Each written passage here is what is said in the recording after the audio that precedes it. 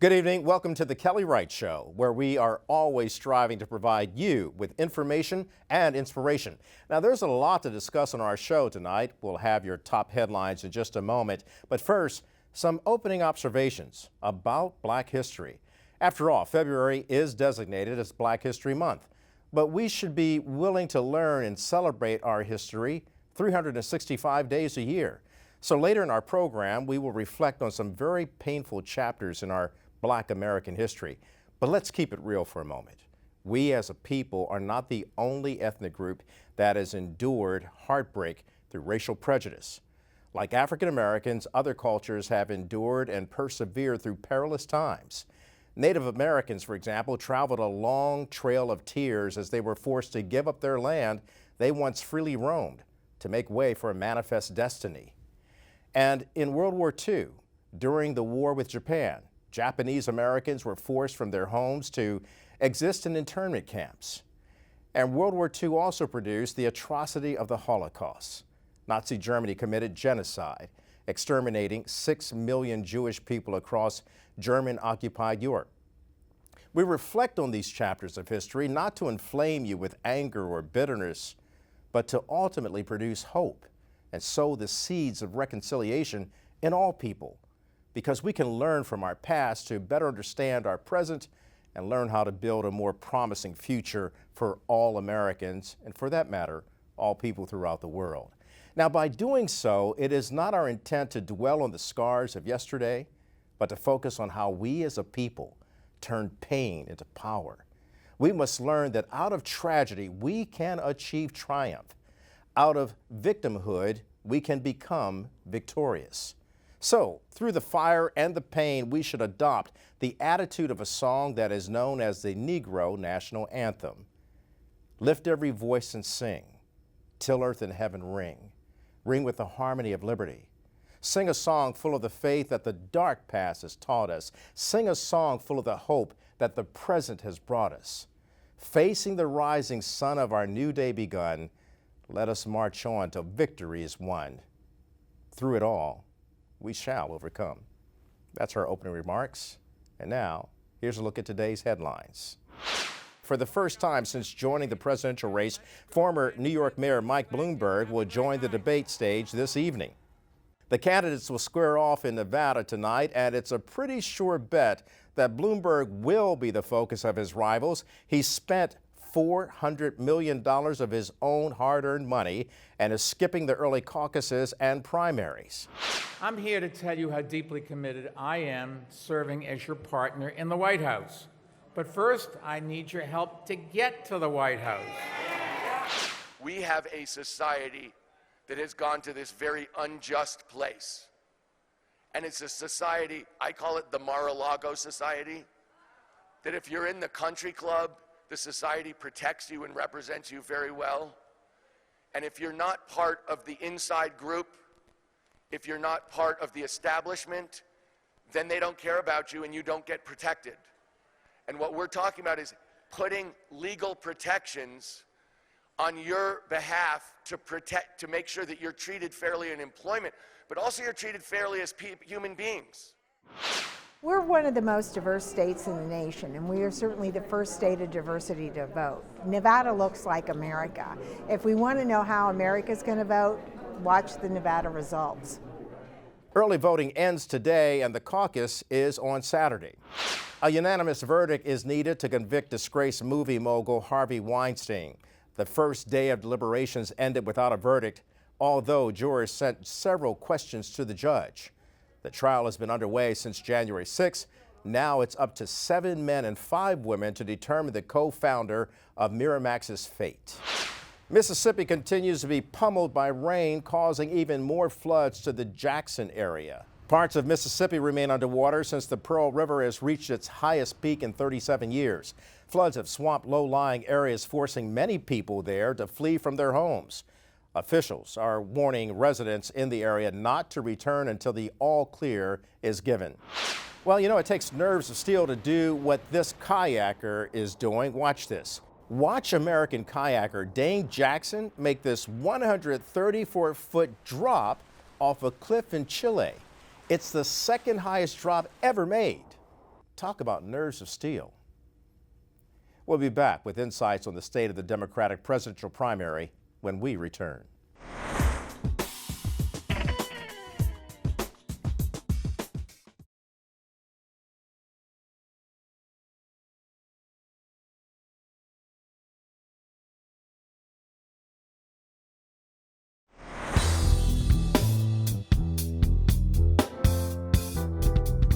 And welcome back. Well, all eyes are on Nevada tonight, the site of the latest Democratic debate. A host of issues are sure to take center stage. Joining us now are Teresa Lundy, a Democratic strategist, and Eugene Craig, the former Maryland Republican Party vice chair. Thanks for joining me. Thanks for being here. Thank you. So tonight, we'll get into the issues, but the big issue that's looming large is the fact that Mike Bloomberg is on the debate stage tonight. Weigh in on that for me, if you will. I mean, look, this is what it comes down to, right? He met the polling thresholds. The voters are crying out for leadership. The field is weak. You're coming into a situation here where 3 of the top 5 have no relationships with voters of color. And so, look, Michael Bloomberg's coming to the field. He's put the best plan forward, in my perspective, when it comes to black economic empowerment. And we'll see what happens tonight. You do realize you're a Republican. Absolutely, but the thing is this, right? After the last cycle, my vote after what happens in the last cycle, my vote this cycle goes to who has the best plan for Black America and Black people. And from my perspective, Mike Bloomberg currently has that plan. With a target of 100,000 new Black businesses started, at least 1 million new Black homeowners, we're talking about creating real generational wealth. And look, for all the hoopla around him getting into the race, my pledge is, my push is for everybody else to match his plan. If you don't want him here, then exceed what he wants to do. So you're going for the plan that he has in place.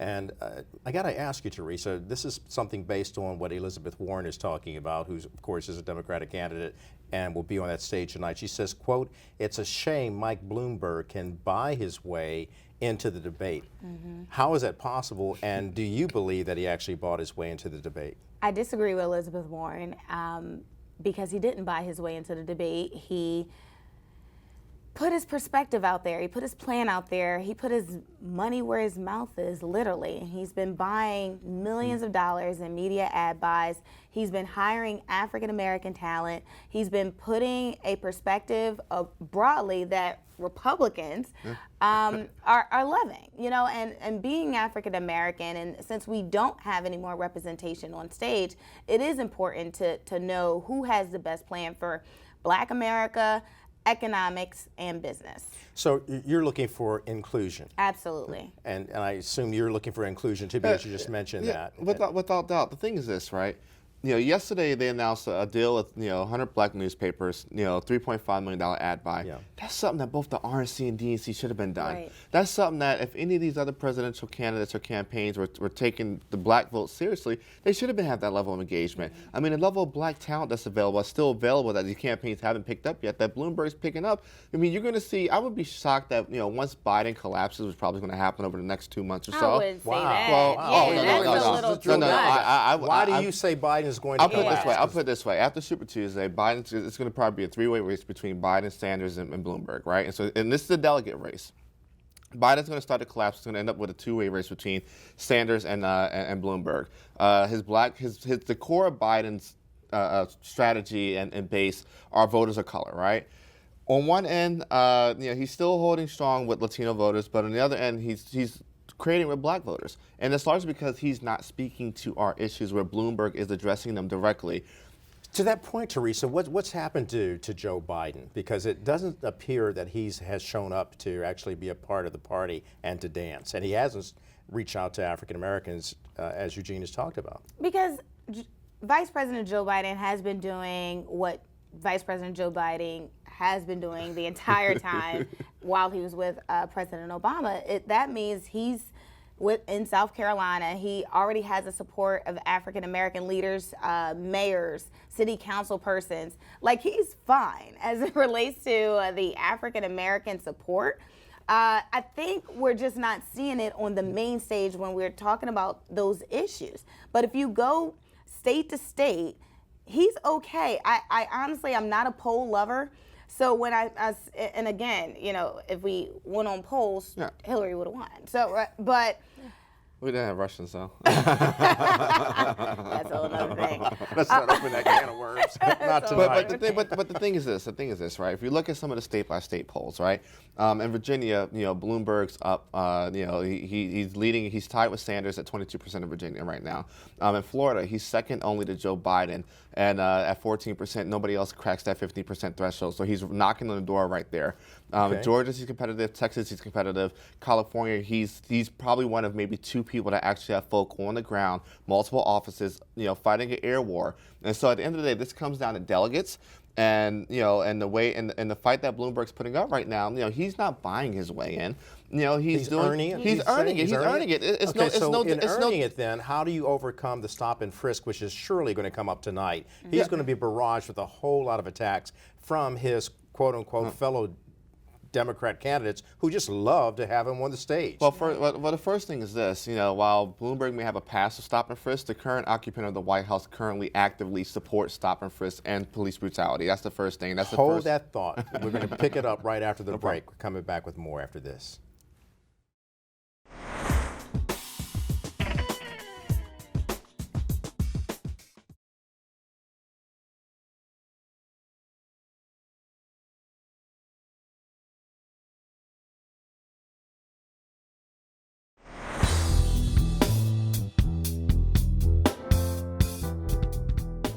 We are back now with Teresa Lundy and Eugene Gregg as we discuss tonight's political campaign, the debate, the fact that Mike Bloomberg is going to be on the stage in Nevada. Eugene was talking in our last segment before we went to break about stop and frisk.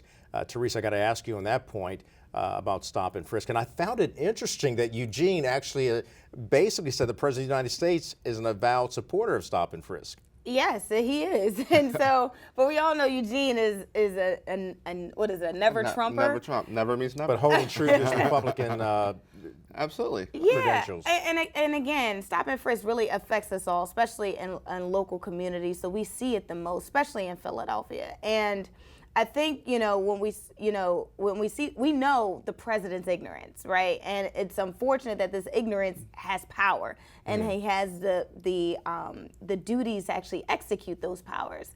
But what we can do is make sure that when we elect a Democratic nominee for president, that their policies. So if Mike Bloomberg today is saying, I understand that. When as mayor, I enacted stop and frisk, and this at this time was, the opportunity, that we saw fit to do in our city, in our largest city in New York. And I think if he was able just to put that on the forefront and then, just kind of put it out there that moving forward, this is what we're going to do and have actual solutions and practical matters to counteract that. I think people will be a little bit more, susceptible to what he has to say. Okay. So look, let's get beyond Bloomberg for a minute. Let's talk about some of the other issues that are far more important. That is, what is going to move the country forward for African Americans? You have President Trump on the one hand espousing the support that he's given to HBCUs, low unemployment among the African American community, and opportunity zones, even though they're complicated, they still exist. So what does a Democrat have to do and show tonight about their care and concern for the black and even the brown community? So I can tell you this. And we'll take step by step. When it comes to economic empowerment, opportunity zones are great. I think they're an amazing idea. I think implementation typically goes really well as well. But when it comes to black communities where a lot of these opportunity zones are, the black community there largely is not able to take advantage of the tax break or the opportunity that comes with the opportunity zone because of lack of capital. So the first thing is that you got to come in and you have to have a plan that provides some level of capital, access to capital, fair access to capital, that allows for the communities where these opportunity zones are placed to take advantage of those opportunities. Secondly, when it comes to HBCUs, it's great that Trump has done, he's done some great things, especially with canceling some of the debt and, fighting for the, helping getting the Future Act passed through Congress. But, HBCUs across the country are actively fighting for their fair share of funding. A couple $100 million, great. but what we really need is multi-billion-dollar packages to help really level the playing field between HBCUs and their PWI counterparts. And so what we need to see tonight, especially leading into South Carolina, leading into the Nevada caucus this weekend, is what is your plan to help uplift minority communities, the brown communities, your black communities? What dollars are you going to put actively on the ground? I am a believer that, hey, tax cuts do create opportunities. But in order to actively take advantage of those opportunities, you have to have capital there and access to capital, and that's always been the issue of Black America. Good point. Teresa, on the issue, you said you agreed. It's amazing when a Democrat and Republican agree. So before I go, talk to me about criminal justice and social justice, because those should be salient topics to discuss as well. Absolutely, and I think the criminal justice reform, I think everybody is trying to figure out where to go with it, and I think if a Democratic presidential candidate has a firm plan on how they're going to combat it, utilizing the current resources and tools that we have and the legislation that already has been passed to capitalize on it. I think a lot of it is we're talking about the gun violence, we're talking about immigration, and we're not necessarily moving forward on some of the current policies that's already in place. I think if some of these candidates start to really look at what we already have, start figuring out an additional plan, figure out additional funding, how are we pulling money from those big banks and where is it going, and how we're actually impacting some of those communities, will really set the tone for tonight's stage. Teresa and Eugene, thank you for joining us. Appreciate it. Fantastic Thank you. discussion and dialogue about what's going on. We'll watch it tonight. Oh yeah. And we'll come back and talk about it tomorrow. As we move forward, come back on the Kelly Wright Show all the time, anytime, every time is the right time. I love it. I love it. Okay, we'll be back with more after this.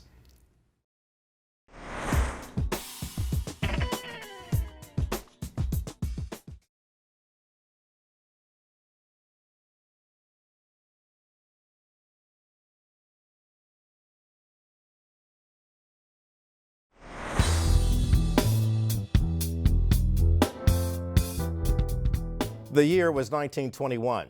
Tulsa, Oklahoma had a thriving black middle-class community. And then, over the course of time, 2 horrible days, in fact, on the last day of May and the first day of June, hundreds of African Americans were killed in the worst incident of racial violence in the history of the United States.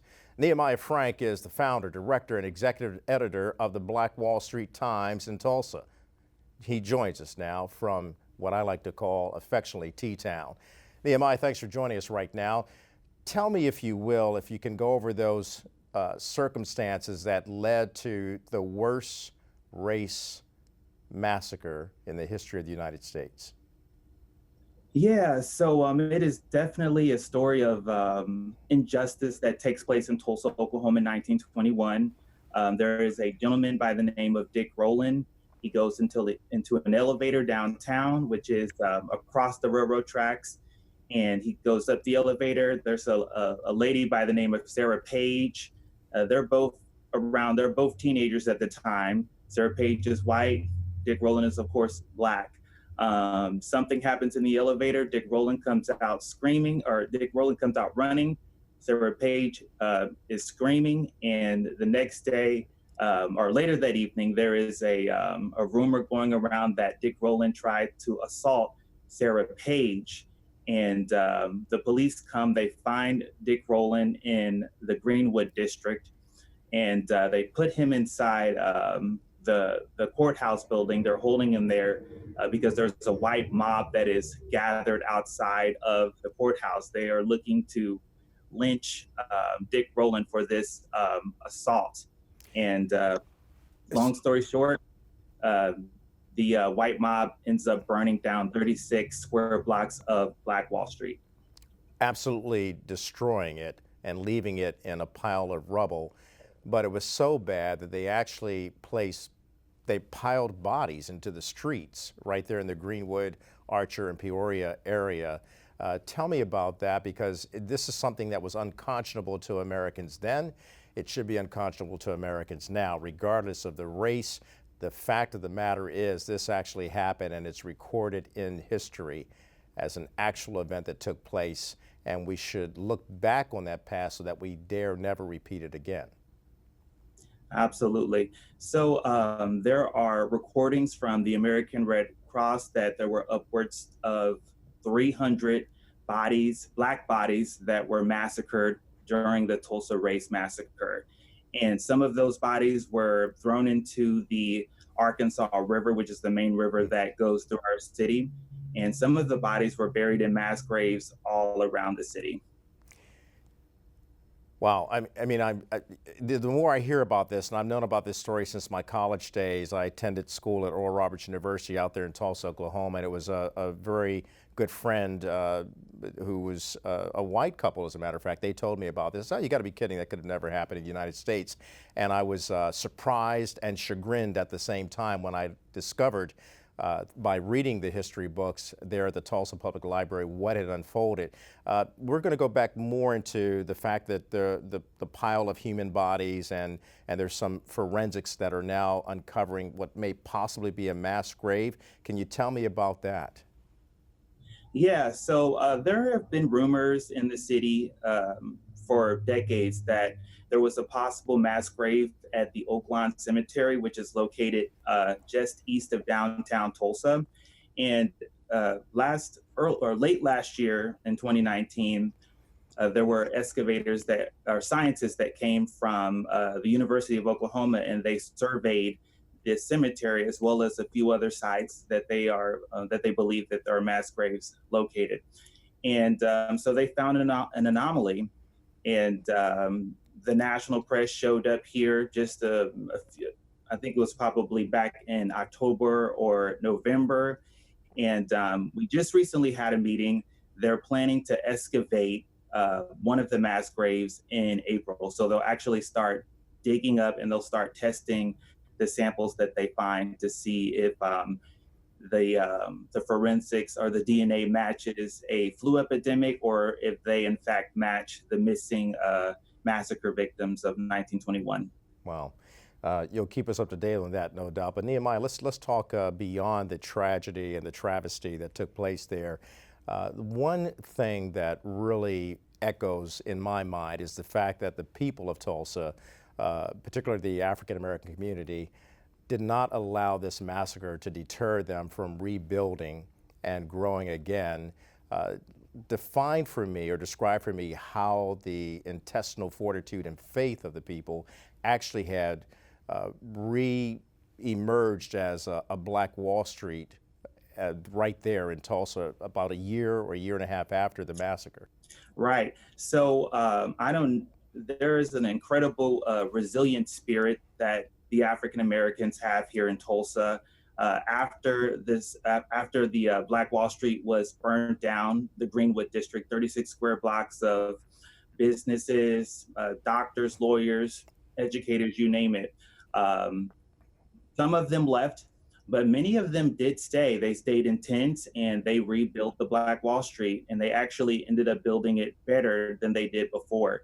But sadly, what occurred in every American city, in every American Black ecosystem, gentrification, and I would say the negative aspects of integration actually led to the decline of the Black Wall Street.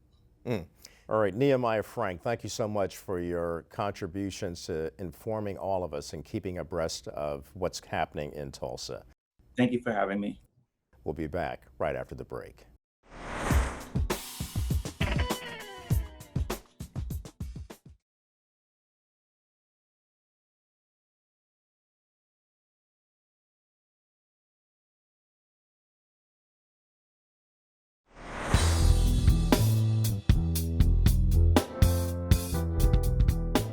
(1619) versus 1776. What are we talking about here? Well, it's a debate that is underway all across the country now about the significance and importance of these two pivotal years in our American history.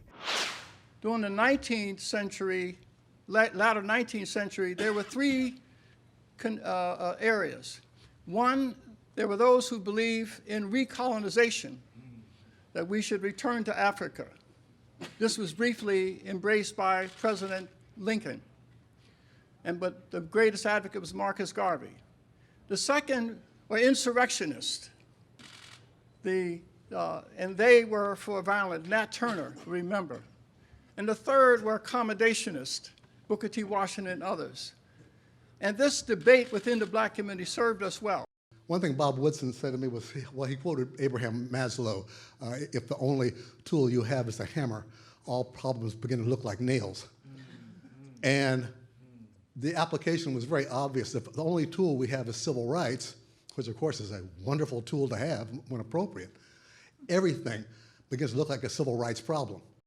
Our next guest, Bob Woodson, has drawn, unfortunately, some scorn and praise for his take, but when you step out on a limb like that and open up the discussion, sometimes you will receive ridicule and scorn. What's happening? Why are people standing up against 1776 from the 1619 side? Well, first of all, if someone's shooting at you, it means you're not flying over the target. So how close are you to the target? So I think I'm flying right over the target, that the fact that it's drawing such fire. In other words, I think what is 1619 is a group, as you know, Hannah Coulson, Jones rather, came together with some others and sponsored by the New York Times.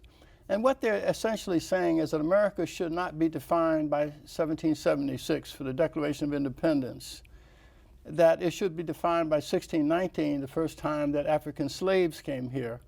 And they go on to conclude from there that the framers of the Constitution, the founding fathers, because they were not worthy of the documents that they created, therefore the documents and the principles are therefore flawed.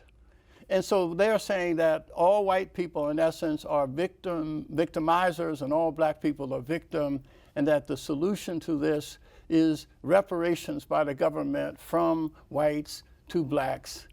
And it offers no positive steps. And I'm to saying move that forward for reconciliation. Nothing for reconciliation. So what does 1776 present? What we did was bring together a group of black scholars and activists to assert the fact that 1776 is America's rightful birth date. And that, yes, we acknowledge that slavery was America's birth defect. Yes. But America's promise was, we have to look at that also. After all, slavery was known throughout the world. But only in North America and America was a war to end slavery. Nowhere in the earth is there anybody fight to end slavery. So America is not the evil empire that is described in 1619. It offers no process for redemption, no process of reconciliation. And when you ask yourself, well, what is it? It's really devastating to low-income blacks, because the message is you live in a nation that hates you, and that all white people are oppressive. And so what does a person do if you're told that your destiny is defined by what people who are white, who we acknowledge don't like you, that your destiny is determined what they do, not what you do? Well, let's drill down on that a little bit, because you're making it clear what 1776 is all about. So you're saying 1776 is not looking over the fact that we came here as enslaved people, 1619, Port Comfort, Virginia, which was then a settlement. But beyond that, you're saying we can't stay in the past. We can't. I asked this to audiences all over the country. How many of us want to be defined by the worst things we did as a young person? I, for one, would not like to be defined by the worst things I did, even as an adult. Exactly. And as a Christian, can you imagine if every time the Apostle Paul spoke, everybody said, yeah, but you used to be Saul. Yeah, and used to kill us. Yeah, and used to kill us. No, we need to be defined, forward thinking, we need to be defined by our opportunity. Nothing is more lethal than to tell people that there is a convenient excuse for their own failure, that they lack the agency, the ability to be agents of their own uplift and transformation, and that somehow you don't have the capacity to do it, and that your life will remain where it is until somebody that we acknowledge as your enemy decides your fate. Well, I'm sure members of the 1619 movement will hear that, and they will likely come on this show, and they are welcome to do so. But what you've just pointed out, if we go forward and fail to look back to redeem the past by finding a place for reconciliation, then we're negating the life of Frederick Douglass, Harriet Tubman, and so many pioneers who came out of slavery to freedom and have still championed the cause, Frederick Douglass being the father of civil rights, as many have determined. But there's another thing, Bob, that really strikes true to what you're trying to say through 1776, and that is the fact that Black Americans should never see themselves as victims, but as victors. Exactly. And I recall when I was in Africa, in Benin, West Africa, which is a slave trading nation, there was an apology given in 1999 by the president of that nation, as well as the president of Ghana, who convened this conference, and it was called Reconciliation and Development. And the president was apologizing for the misdeeds of the ancestors in enslaving our own people. Exactly. Now, they didn't initiate the slave trade, but they perpetuated it. But he went on to tell me something that was stunning. And I don't want to make this about me, but I think it speaks to the reasons why we're having this argument between 1619 and 1776. And I think we're all trying to say the same thing. The president of that country went on to tell me, Kelly, Black America should never see themselves as victims, but as victors. We see them as being modern day Josephs. Right. Now that's impactful, because when I went to Jamestown, I asked if that settlement could have survived without African American input. And every curator said, no, African Americans helped build this country, which makes sense for 1776, since we had freed blacks as well as slaves participating in that liberation from tyranny, all the while being captivated and captured. And that is the egregious error that we made. You said slavery is a defect. How do we get beyond that so that the vestiges of slavery do not keep us mired in guilt? Well, the first thing we got to do is acknowledge it, but to also recognize that people are motivated to change and improve themselves when they are presented with victories that are possible, not always reminding them of injuries to be avoided. So what we do in 1776 is we go back and ask, what has been the response of Black Americans in the past to oppression? We find that there are some who were born slaves who died millionaires. How did they do that? Biddy Mason, a woman who was born, she was illiterate, 17, I don't take time to go through the whole story, right, but she walked behind a wagon of her master from Mississippi to Salt Lake City. Wow. While having 3 children by the slave master. And she tended to the sheep. They then moved to Los Angeles, again behind the wagons, and she got there and found out it was a free state, so she was freed. Working with 30 others, she began to save her money and purchase land downtown Los Angeles. When she died, she was worth about $6 million. Wow. And that's just one of many stories. Just one of many. We've got to have you back, because this is causing some reverberations throughout the community, as you know, where 1619 and 1776, we need to find a way of bridging this divide so that we can get everybody together to talk about this. I think that's a healthy dialogue, and I thank you for bringing that to our show tonight. Well, thank you. And please come back, because I will. We have to drill down on this modern day Joseph's mentality, because Okay. if we have a modern day Joseph spirit, Exactly. we can do anything but fail. That's a profound observation. Bob Whitson of the Whitson Center in 1776. And next, we'll talk to an educator committed to ensuring equality for all school kids.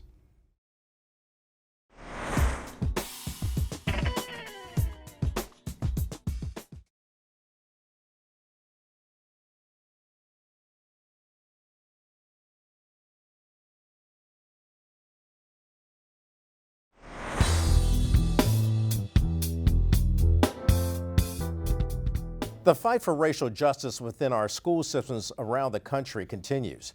James Lamont, who is Executive Director of Community, Parent, and School Outreach Division of School Management and Instructional Leadership for Howard County Public Schools in Maryland, joins me now with more details about this. Thanks for joining us this morning, Thanks for having me today. So what do you do in your title role to help our kids achieve their dreams beyond the race factor? Yeah.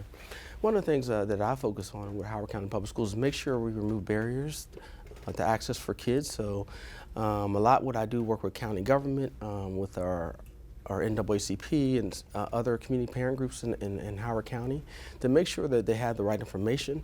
Another big thing that we worked on and I've been a big part of is the mental health. We want to make sure our kids have access to mental health at an early age. So from last year, what we've done in the past year, we've added about 25 schools that have access to free mental health during the school day. Good. In our schools went from 5 to 25.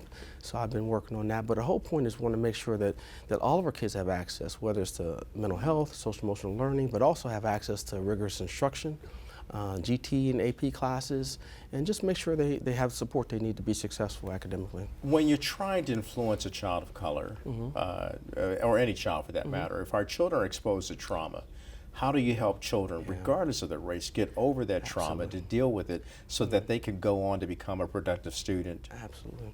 You know, so, and just speaking from my own personal experience, who has experienced some trauma as growing up, just have to be aware, and you have to know the kids that you're working with. I think one thing when I was young and growing up, I don't think, I kind of fell through the cracks. You know what I mean? No one really ever asked me about why I wasn't doing the work, or, you know, and ultimately I barely graduated from high school. I graduated high school with a 1.4 GPA. Had all the ability. It's just there was a lot happening in my home, in my family, and until someone did kind of take notice of me, my 10th, 11th grade year, it kind of got me refocused, but I still graduated 1.4. So my point is you have to know the kids that are sitting in your classrooms. So James, what did you go through in order, and then how did you overcome it to go beyond that 1.4 grade point average in high school and emerge the leader that you are today? Well, you know, I think there were a couple key people that helped me along the way. It was a teacher, Coach Guy Montecalvo, who kind of took me under his wing. If I didn't play sports, I probably wouldn't have went to school. That was my hook to go to school every day. Yeah. My parents worked all the time. I had 5 older sisters, and we grew up in public housing. Just didn't have a lot of resources, so they weren't home a lot. But I wasn't motivated, and if I didn't do my work in school, it didn't get done. So he kind of took me under his wing my 11th grade year, and I did a little bit better, and Division I schools looking at me, but when I graduated, I still had a 1.4. So you had to deal with a lot. You had a lot of obstacles to overcome. I had to deal with a lot. And sports is not enough, and it's important that all people understand that sports alone is not the ticket, as we heard in a previous segment, that it takes the whole person, mind, body, and spirit. So what provided you with the hope to prevail?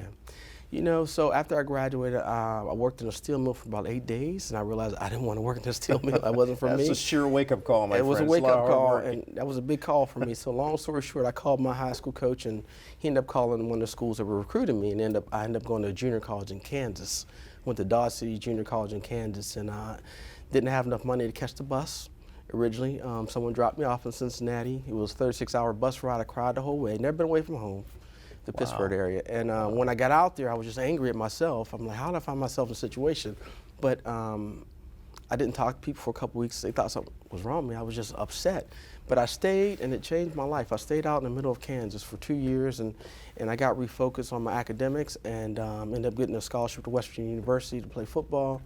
And that wasn't my priority at that point. I turned it around to my academic focus. And long story short, I graduated, and I now have 3 master's degrees, and I got my administration. Not one, but 3. Yeah, my administration and supervision from Johns Hopkins. So the bottom line is, it's all about having hope. As long as kids have hope, and they don't become hopeless, I think there's a big chance that they can be successful. Does that make sense? James Lamont, that makes a lot of sense. Never give up when you dream. Never give up on dreams. And never give up on your hope, because hope's not going to give up on you. James Lamont, thank you. And thanks for passing on your experience and how you overcame to our youth so that they understand how they, too, can go through anything and still achieve greatness. Absolutely. Thank you, man. Thank you very much. Yep. Go get that doctorate. I'm gonna try. James Lamont joining me tonight. What a great story. Thank you so much. Thank you. Back with more after the break.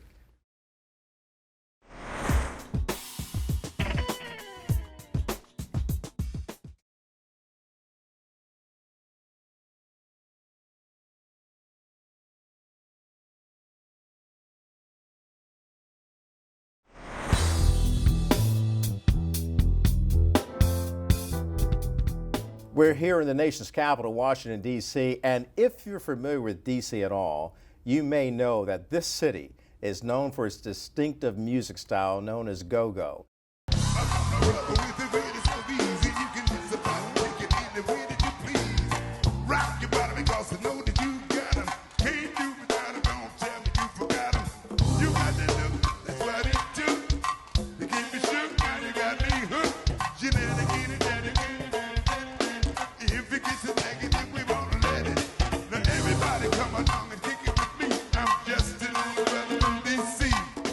Recently, a push has been underway to make sure that go-go is known as D.C.'s official music.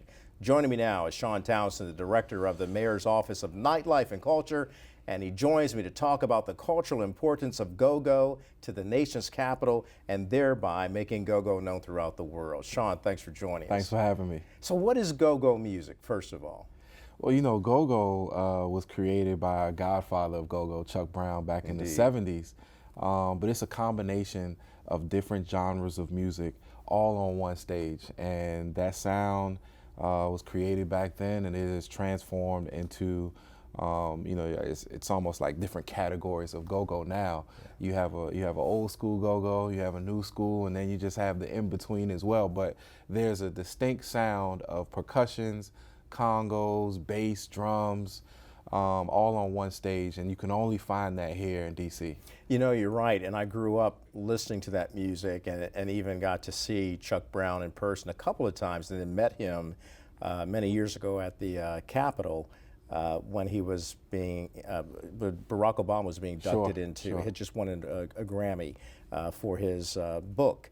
And Chuck Brown was there as well. He was so delightful, and he had that infectious spirit of always being happy. He was always on the go-go. Yep. No, I mean, you know, I've met him a few times myself. He actually went to my mom's church. Wow. Occasionally when he wasn't performing, but interaction with him was the same. He's very, very nice guy. Of course, strong voice. Yeah. And was always encouraging folks to get involved. With go-go, go to a show. He would always tell us to go to a show.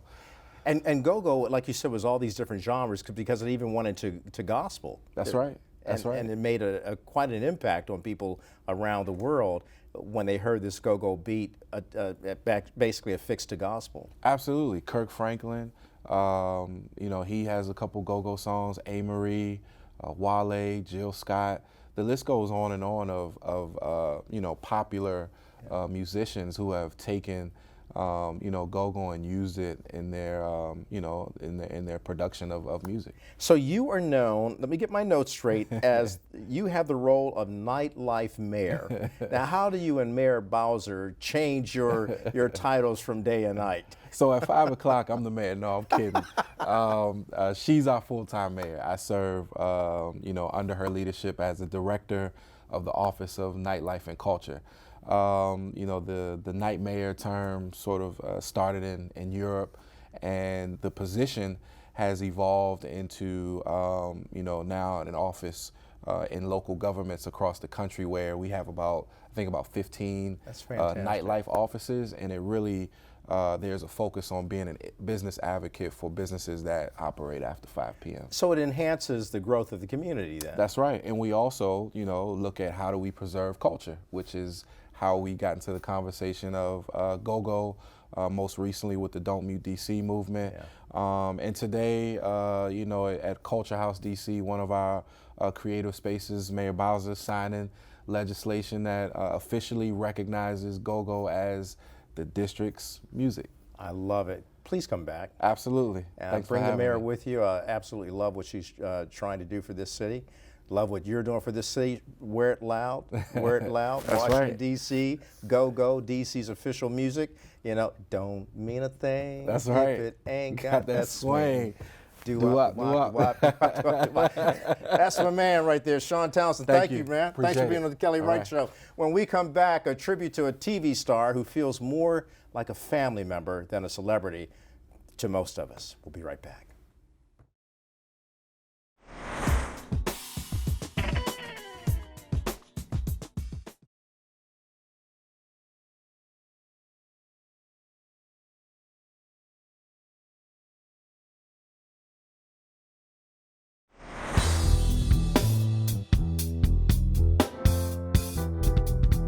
Hopefully in our show tonight, you've been ignited and righted to understand that we can overcome any challenge that comes our way with our faith in God. That's what Janae Dubois believed in. I met her several years ago, and we want to take this moment now to remember Janae Dubois, best known for her role on the groundbreaking show Good Times. She passed away yesterday at the age of 74. Years ago, she recorded a song called Moving On Up, and she gave it a gospel twist, saying we're moving on up with Jesus. We leave you now with a look at Janae Dubois. Thank you for joining us today and every day. I'm Kelly Wright. Be sure to tune in tomorrow. Peace out.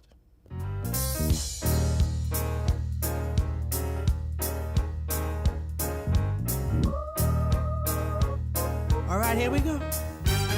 Well, we're moving on up here to meet Jesus in that big golden mansion in the sky. Yes, we're moving on up to meet Jesus. We finally get our wings and we gonna fly. Fish don't fry in the kitchen. Beans don't burn on the grill. Took a whole lot of trying just to get up that hill. Now we're up in the big league, getting our turn at bat. Long as we live, it's you and me, Jesus. Don't get no better than that. Well, we're moving on up, yes, to meet Jesus in that big golden mansion.